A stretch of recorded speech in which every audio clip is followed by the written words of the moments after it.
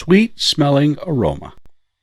Once in a while I will hear someone say, "Smells like rain today." Then I take a good whiff and think to myself, "Nope, not smelling it." Later that day it rains and I think to myself, "How can he smell rain?" The odor business is a multi-billion-dollar industry. Air fresheners and deodorizers give us scents like fresh linen, lavender, Hawaiian, orange, lemon, and more. You can even get air fresheners for your vehicle called New Car Smell.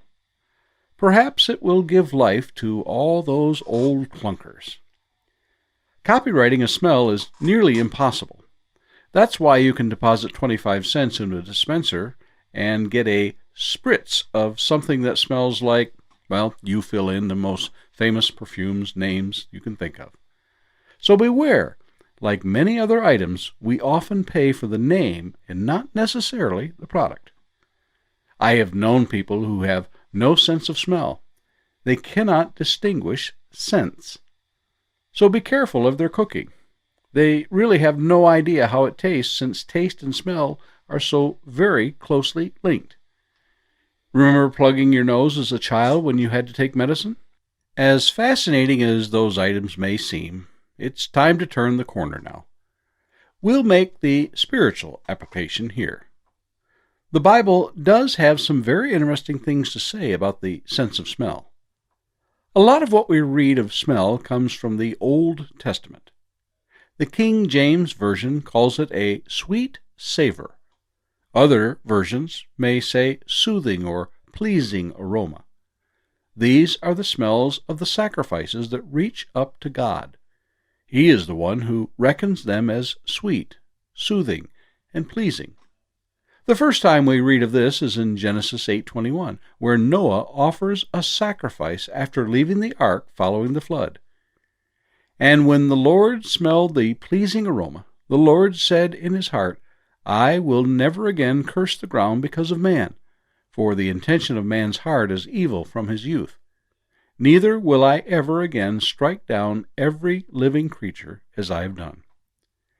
Most of the references that follow in the Old Testament refer to the sacrifices in the same way, whether they are animals, birds, grain, or drink offerings. The New Testament makes an interesting turn when it comes to sacrifices. You have perhaps heard me refer to type and antitype, or shadow and reality, as it pertains to the Old Testament and the New Testament. This is another example of that.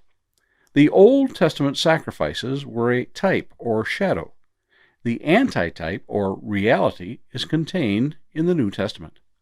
Paul tells us, "And walk in love as Christ loved us and gave himself up for us, a fragrant offering and sacrifice to God." Ephesians 5:2. The writer of the book of Hebrews puts this into perspective. "And every priest stands daily at his service, offering repeatedly the same sacrifices, which can never take away sins. But when Christ had offered for all time a single sacrifice for sins, he sat down at the right hand of God." Hebrews 10, verses 11 and 12. But wait, there's more. Now our sacrifices are seen in the same way, not like the Old Testament sacrifices, but in ways like giving. Paul says, "I have received full payment, and more. I am well supplied, having received from Epaphroditus the gifts you sent, a fragrant offering, a sacrifice acceptable and pleasing to God." Philippians 4:18.